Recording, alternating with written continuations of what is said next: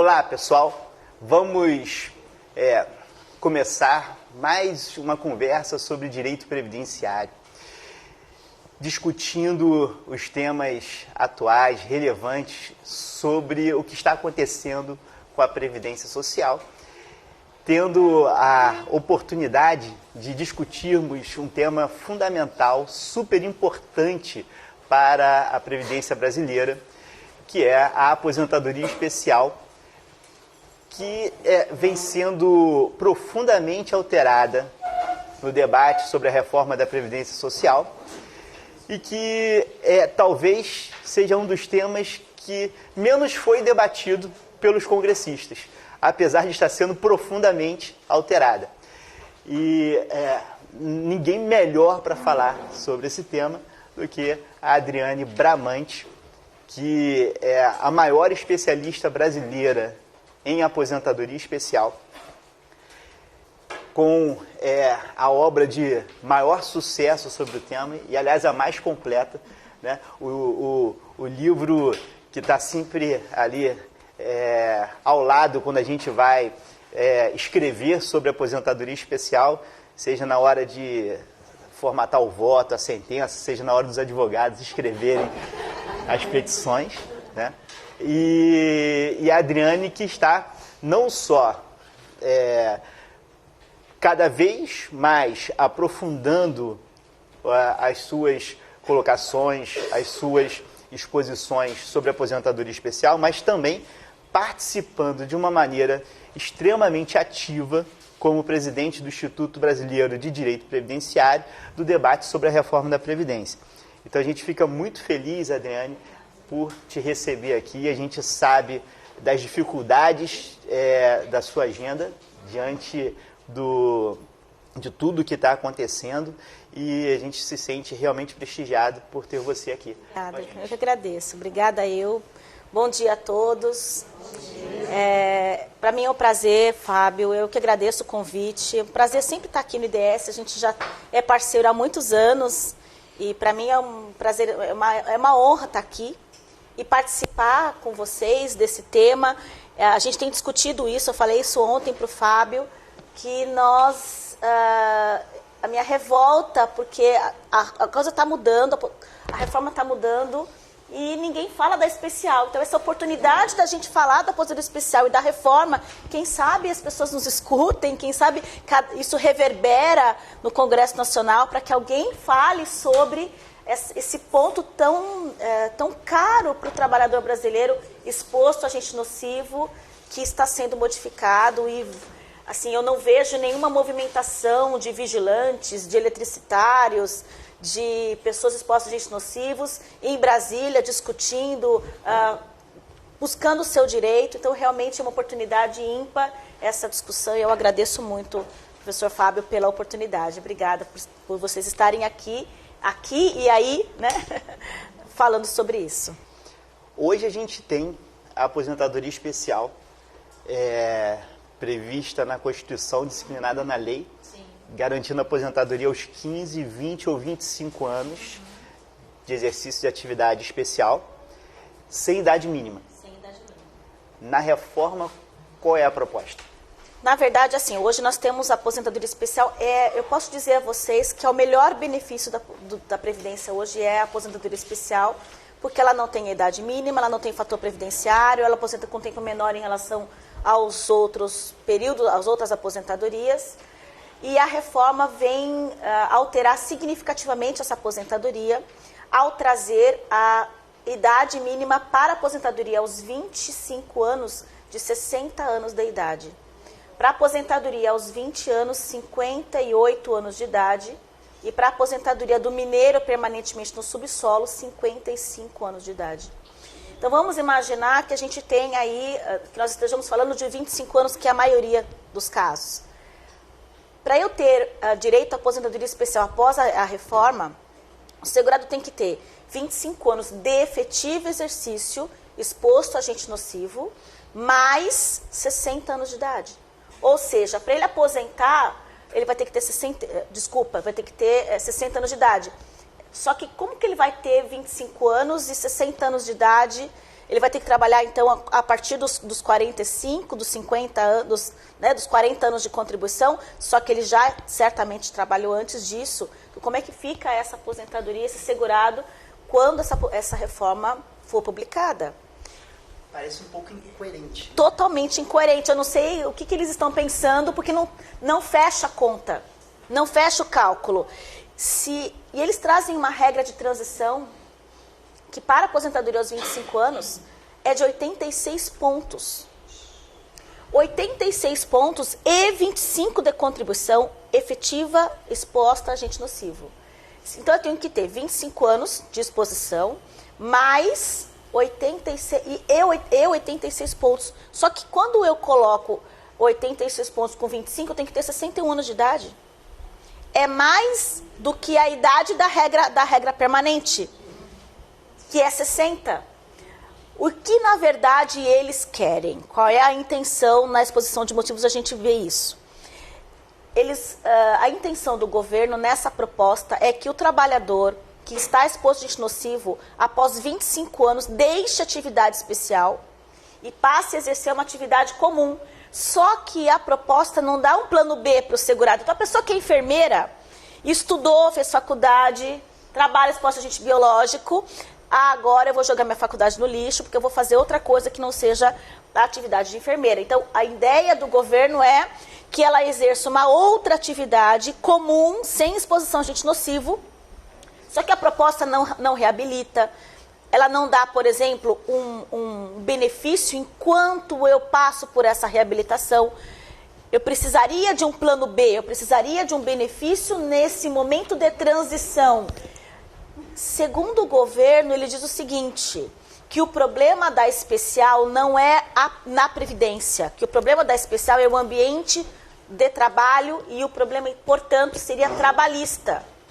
Só que eles estão fazendo de forma às avessas, porque ao invés de resolver o problema trabalhista, de resolver o ambiente laboral, de diminuir o acidente de trabalho, o Brasil é o quarto no mundo em acidente de trabalho. Ao invés de melhorar isso, o ambiente de trabalho, eles estão fazendo tira o benefício. Imediatamente, a transição não transita, eu tenho falado isso, porque quem está na iminência de ter o direito ao benefício, faltando 2 meses para os 25 anos, não vai conseguir cumprir a regra de transição, porque ela não recepciona ninguém que está na iminência. Então, ela não é uma regra de transição, do meu ponto de vista, possível, ela não recepciona, então ela é inconstitucional. Quando a gente olha isso, Adriane, a gente percebe algumas incoerências, né? Me parece que quando a gente está falando de aposentadoria especial, a ideia é você conseguir fazer com que a pessoa deixe de se expor ao agente nocivo para que não venha a ficar inválida, para que não venha a morrer. Agora, se você, teoricamente, a ideia é até boa, né? Você fala o seguinte, olha, depois de um determinado momento, você deixa de trabalhar com a exposição. Só que você, primeiro cortar o direito para depois a realidade se adaptar, você não consegue mudar a realidade com canetada, né? Você precisa primeiro criar as condições, porque é um pouco ilusório imaginar que as empresas vão voluntariamente readaptar, mudar o seu sistema de produção pensando no direito do segurado. Então, você deveria primeiro garantir as condições para essa adaptação, para depois pensar mexer. E não é só isso. Eu ter os 25 anos implica também na questão do INSS, que não aceita nada especial. E aí, como é que você tem os 25 anos e naquele momento você decide exercer outra atividade comum? Será que eu vou ter aquele tempo especial? Isso já está certificado, já está averbado pelo INSS, então eu posso exercer uma outra atividade comum que os meus 25 anos estarão garantidos? Quem é que garante isso? E mudar a atividade, imagine só, né? Basta pensar o seguinte, você na sua profissão, hoje, você é advogado. Imagine que depois de 25 anos de advocacia, alguém chegue e você construindo uma carreira, se especializando, trabalhando, daqui a pouco cheguem para você e digam, olha, a partir de agora que você tem 25 anos, troque, mude, vá fazer outra coisa. Né? Isso na verdade é inconstitucional, porque é o livre exercício do trabalho, né? Isso fere o artigo 5º, inciso 13 da Constituição. Porque a pessoa tem o direito ao livre exercício do trabalho. E como é que fica essa questão? Esse é um ponto que eu acho muito importante e que eu venho também insistindo. O debate da reforma da Previdência, ele está extremamente focado nos argumentos econômicos. E a gente precisa resgatar o direito nesse debate, né? A economia é importante, isso é fundamental, mas é importante a gente resgatar a ideia do direito. E quando a gente trabalha com a aposentadoria especial, talvez a gente esteja diante do tratamento que está dando para a aposentadoria especial de uma inconstitucionalidade muito evidente. Eu sei que argumentos assim, a reforma é toda inconstitucional, isso não tem chance de colar, né? Agora, quando você fala da aposentadoria especial, primeiro você tem aqui uma quebra de isonomia, porque as pessoas estão vivendo uma situação diferente e precisariam ter um tratamento diferente capaz de compensar essa desigualdade. E, por outro lado, essa inexistência de uma transição razoável fere a segurança jurídica, né? Sim, fere inclusive a isonomia, naquilo que o professor Fábio falou. A minha revolta é porque as mulheres, a bancada da mulher, conseguiu reduzir a idade da professora, reduziu a trabalhadora rural para 55 anos, a professora para 57. A mulher conseguiu um tempo menor, de 15 anos, conseguiu um cálculo melhor a partir dos 15 anos. E a mulher exposta a agente nocivo é 60 anos. É pior do que qualquer outra, é igual ao do homem. Ninguém está conseguindo alterar a idade e os requisitos da mulher na aposentadoria especial. O mesmo requisito ao homem é o mesmo da mulher. Isso também fere essa questão da isonomia na medida em que está tratando de forma igual pessoas em condições diferentes. E em toda a reforma a mulher tem sido beneficiada. E na questão da aposentadoria especial ela simplesmente foi esquecida. Esquecida, esse é o ponto. Simplesmente absolutamente desprezada. Eu tenho lá a enfermeira, eu tenho a coletora de lixo, tem muita gente hoje trabalhando na industrialização do lixo, a pessoa que trabalha em hospitais, que trabalha com agentes cancerígenos, numa indústria, numa fábrica, com agentes químicos. Essa mulher não tem direito ao tempo especial, diferente do homem, ao mesmo tempo em que a reforma trabalhista não permite que a mulher exerça atividade insalubre na gravidez. Então vejam a incoerência, que eu tiro a mulher grávida do ambiente insalubre, mas no previdenciário não dou a ela nenhuma diferença por estar exposta a agente especial. Então ela vai, olha só, ela vai ter aquele período de gravidez fora da atividade insalubre, e não tem essa compensação na idade quando ela for se aposentar aos 60 anos. E qual será a vantagem dela se aposentar aos 60 anos se nos 62 ela aposenta por idade, sem precisar de nada de comprovação, de nada disso? Então não tem vantagem nenhuma essa aposentadoria em relação à mulher. Eu tenho aí uma desigualdade absurda que precisaria necessariamente de alteração. E a gente não vê essa mudança. Mesmo eletricistas, vigilantes também estão sendo extintos. Essa é uma outra mudança, né? Porque hoje nós temos o texto da Constituição dizendo que a aposentadoria especial para atividades que prejudiquem a saúde ou a integridade física. A jurisprudência reconhece que atividades de risco, ingresso ali, como é que fica a atividade de risco no texto da...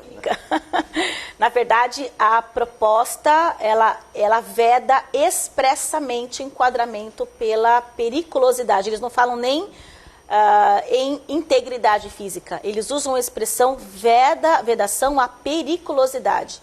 E o mais interessante, que aqui eu divido com vocês a minha preocupação, a PEC traz a vedação expressa ao enquadramento pela categoria profissional e a vedação à periculosidade. E aí eu pergunto para vocês, eu vou transferir a minha pulguinha para vocês. Por que eles estão trazendo na Constituição Federal a vedação expressa, na PEC, ao enquadramento por categoria, se eu já não tenho mais o enquadramento por categoria desde 95, na lei previdenciária? Em relação às atividades profissionais foram restritas retiradas do texto da Lei 8.213 pela Lei 9.032 de 95. A gente vai estudar isso hoje. Se eu não tenho mais enquadramento por categoria, por que é que a PEC está trazendo a vedação expressa à categoria profissional? E quando a gente lê o texto, ele diz assim, efetiva, 25 anos de efetiva exposição a agente nocivo. Isso significa que eles vão excluir o enquadramento por categoria? Ou vão considerar aquele período anterior? Ah, professora, mas não pode retroagir. Vocês confiam? Nem eu. Assim como a decadência retroagiu, o Supremo Tribunal Federal retroagiu a decadência, mas da pensão por morte não retroagiu, usando 2 pesos e 2 medidas, né, num outro contexto. Eu tenho uma preocupação com essa vedação expressa ao enquadramento se o texto da PEC retroagirá os efeitos anteriores ao 95 para pegar aquele período em que nós enquadramos por categoria profissional. Fico aqui com o judiciário que pode nos dizer em relação a isso. O que você acha? A minha impressão, em princípio, eu acho que a pulga é super importante, a gente precisa ficar alerta. Mas a minha impressão é que a tendência não é essa. Claro, né? Porque, na verdade, você tem o entendimento que é jurisprudencial, consolidado, né? Da forma de comprovar a atividade de acordo com a lei vigente à época. E aí eu acho que, mesmo alterando hoje a Constituição, isso não produziria efeitos impactantes. Mas a pulga é importante. Agora, por outro lado, eu acho que o que se busca é porque, na prática hoje, o que acaba acontecendo é que no reconhecimento judicial das atividades de risco, você, de alguma forma, ressuscitou o enquadramento por categoria. É o caso dos vigilantes, né? Então, talvez por isso tenha essa alteração. Eu espero que sim, mas é importante porque, assim, na verdade, a partir da publicação da PEC, os eletricitários, todos aqueles expostos a agentes periculosos, vigilantes eletricitários, não terão direito mais a esse tratamento diferenciado como hoje a gente tem. E o discurso do governo é o seguinte, que não existe, para o INSS, não existe mais a periculosidade, que eles só estariam tirando isso da Constituição para evitar qualquer tipo de problema, porque hoje a gente tem a periculosidade, o enquadramento desse eletricitário, desse vigilante, só na Justiça. Porque o INSS não cumpre a Constituição Federal ao excluir a integridade física e só considerar pela exposição a agente nocivo. O INSS não cumpre a Constituição. Não significa que não seja especial.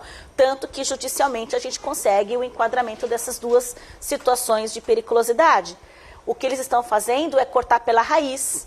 Eu tiro então da Constituição e aí efetivamente eu não terei mais o direito a essas aposentadorias em condições de periculosidade. O que o pessoal chama de backlash, né? É uma resposta do legislador, do constituinte, às decisões judiciais, tentando inverter aquela orientação. E aí, alterando a Constituição, realmente você deixa de ter base para a aposentadoria. Exatamente. E muda também o cálculo, né? Essa aposentadoria especial que hoje é 100%, que hoje não tem fator previdenciário, ela acaba sendo alterada significativamente. Como a gente não consegue, como é que a gente vai fazer com o segurado que está na iminência de conseguir a aposentadoria especial, que faltam aí 6 meses? Que ele está em pânico, porque vai mudar a lei e ele não vai conseguir mais a aposentadoria especial. Não vai mesmo. Não vai mesmo. A especial não vai. Se sair a lei, a PEC, não vai. Não tem transição. Não tem transição para ele. O que vai acontecer com ele? Tem saída? Tem saída. Sempre temos saída, né? Eu vou poder converter esse tempo especial em comum até a publicação da emenda, porque a emenda também tira a conversão de tempo especial, que, na minha opinião, isso é inconstitucional, porque a conversão de tempo, ela não é tempo ficto, ela é um ajuste de tempo. A conversão, 10 anos de tempo comum são iguais a 14 anos de tempo especial. É um critério, isso, decisão do STJ, inclusive, posicionamento do STJ, é um critério matemático, quando eu pego o tempo e converto para tempo comum. E eles confundiram conceito de tempo ficto lá do regime próprio, que veio lá atrás, para a questão de tempo ficto na questão da conversão. E o mais interessante é que quando eu tenho a aposentadoria da pessoa com deficiência, eu tenho conversão. Eu tenho, ou seja, pessoas com deficiência, pessoas, período com deficiência, período sem deficiência, ou entre deficiência grave, moderada ou grave, em que eu tenha tempos em condições diferentes de deficiência. A PEC permite, na verdade ela remete para a Lei Complementar 142, que é do deficiente, que tem os ajustes de tempo. Ou seja, eu tenho dois pesos e duas medidas, né? O Instituto da Conversão não é o problema. Não é o problema, exatamente. Porque eu tenho as duas conversões. Agora, o que eu vou poder fazer com esse que está com 24 anos e meio? Converter o tempo especial em comum, só que ele vai aposentar por tempo de contribuição. Neste caso, com 24 anos, vai para 33 anos e meio. Ele entra na regra de transição 3, que é aquela quem está há 2 anos da aposentadoria, e consegue aposentar com fator previdenciário. Com fator previdenciário. E como ele está convertendo possivelmente a idade dele? Justamente, 45, 46 anos de idade, ele vai pegar uma aposentadoria com 50% de redução. Se ele tem em torno de 45, 46 anos de idade. Então, como é que eu posso adotar ou permitir ou aceitar uma transição dessa forma em que a pessoa, na iminência de conseguir aquele com 24 anos, 11 meses e 28 dias, né? E, Adriane, o que você acha que seria, então, a proposta ideal para a aposentadoria especial?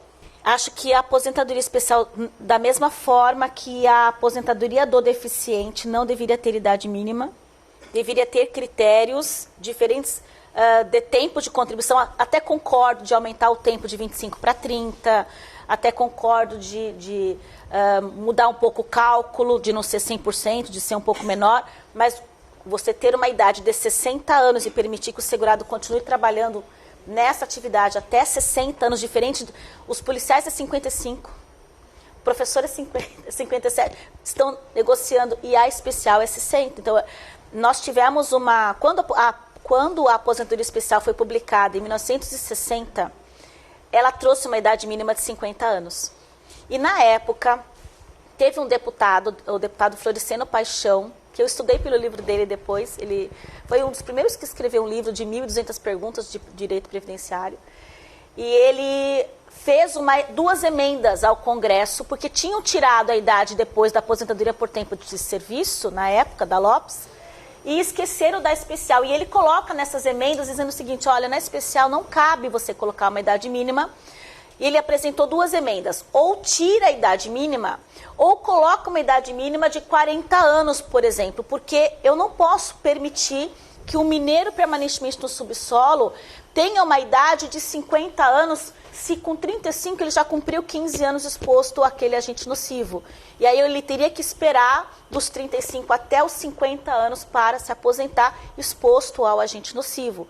Ou seja, eu assumo que ele continua na atividade especial, assumo que ele vai ter um risco à saúde, deixo ele mais tempo naquela atividade, assumindo o risco desse prejuízo à saúde. E ele coloca que a idade, então, nestes casos da especial, não seriam adequadas. Ou trazer uma idade menor. Por exemplo, a média hoje da aposentadoria especial de idade, eu fiz um levantamento, é de 45 a 49 anos. A idade média do segurado exposto a agente nocivo, tá? Das especiais. Se eles elevassem a idade para 53 ou 55, acho razoável. Acho até que não seria tão ruim. Mas deixar aos 60, da maneira como eles colocaram, ou trazer uma transição que não recepciona esses que estão na iminência, é realmente bastante complicado. Talvez, por exemplo, pontos, eu ter a possibilidade de aquele que está há 2 anos da aposentadoria especial, que tem hoje 23 anos, eu também trazer a transição da regra 3, por exemplo, para ele. Olha, quem está há 2 anos na aposentadoria especial vai poder se aposentar com um cálculo diferenciado, com um período de transição aí de um pedágio, de um tempo faltante, ok, mas da maneira como colocaram, eu não consigo recepcionar ninguém. Eu acho que esse seria mais ou menos a proposta ideal. Eu apresentei, eu fiz uma proposta com várias ideias. Levamos isso lá para a Câmara dos Deputados, apresentamos para vários deputados. A gente fez, eu e o Diego Schuster, fizemos uma nota técnica só de especial para levar isso aos deputados, fizemos audiência pública, fomos em audiência em Brasília, na Câmara Especial, mas ninguém nos escutou. Parece uma resistência, assim, uma coisa que ninguém não quer mudar, especial de jeito nenhum.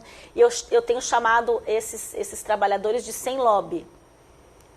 Porque enquanto o lobby dos professores estão lá, o lobby dos policiais está lá, o lobby do rural está lá, o lobby do BPC está lá, agora o especial são os sem lobby.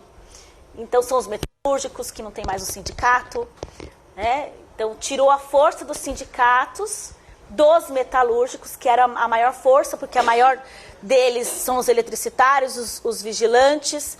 Então o sindicato perdeu a sua força, porque perdeu a contribuição na reforma trabalhista. O trabalhador rural agora, ele também perdeu, o sindicato rural também perdeu a sua força. Falei agora 13846 do sindicato rural, que não precisa mais da declaração do sindicato rural. Então essa força que talvez esses sindicatos poderiam trazer, o que eu ouvi é que o sindicato não tem dinheiro, não tem dinheiro, né? Na verdade, mas não tem dinheiro mais para fazer toda essa... E não tem interesse também. E talvez também um problema que esteja acontecendo hoje na discussão da reforma é que o debate técnico ele acaba sendo colocado em segundo plano e você acaba sendo trabalhado ali dentro de uma discussão política, mas não de política salutar, mas da política partidária. Então, quando você fala, por exemplo, do sindicato dos metalúrgicos, talvez você tenha uma resistência muito grande por alguns setores de ouvir. Mas a questão é que, quando a gente fala de previdência, a gente não pode pensar em política de governo, né? Não é o governo A ou o governo B. A gente tem que pensar em política de Estado. É algo que vai superar um determinado mandato, é algo que vai influenciar o país por gerações. Então, vamos torcer, né, Adriane, para que a gente consiga levar argumentos técnicos. Nós temos aí agora um período em que até o segundo turno das eleições na Câmara, né, ficou para depois do recesso, e depois tem no Senado ainda, e vamos torcer para que os congressistas possam ouvir os argumentos técnicos a respeito dessa questão, conseguindo superar preconceitos políticos de um lado ou de outro, para que a gente possa ter uma discussão realmente baseada no que é melhor para o cidadão, melhor para a Previdência. Isso é uma coisa muito importante que o Fábio coloca, porque quando a gente fala, olha, os metalúrgicos, dá a impressão que a gente é PT, que a gente é... Ninguém está falando de partido político, e há uma confusão. Eu postei no Facebook essa semana a minha revolta, porque ninguém fala da especial no Congresso, e os comentários, PT Petralha, não sei o quê.